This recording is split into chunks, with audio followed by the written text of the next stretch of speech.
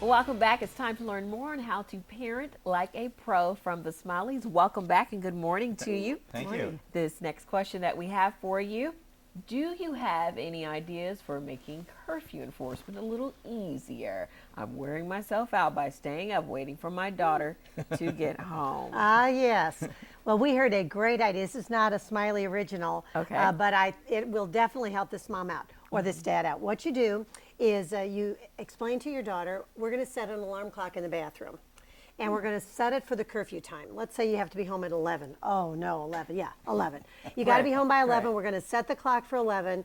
And it would then, we're going to go to bed. And obviously, the first thing you need to do when you get home is run upstairs to the bathroom and turn the alarm clock off. I love it. Because if it rings, we will then wake up from our very restful state and you will be in big trouble. Right. And it's a great way because it's the alarm clock. She's not going to be able to argue with the alarm clock or anything Right. else. And you can get a little sleep. Yes. Right, and I think another thing that helps parents in the curfew area is the whole idea of trust and freedom. Because a curfew, basically what you're doing is you're setting a rule for the child. And Right. so what parents are doing then is trusting that child says, okay, I'm going to be home by this certain time.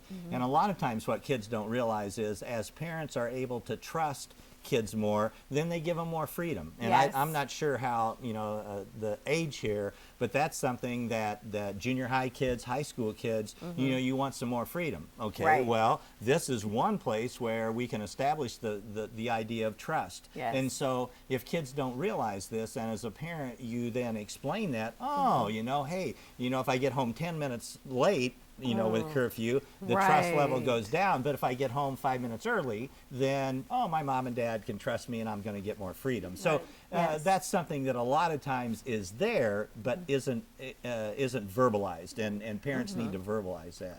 Now, what's a good age for curfew where a child should actually be out before the lights come on, before the street lights come Well, on? we can tell you what we did. And we Okay. actually said to our kids, you need to be home by 11.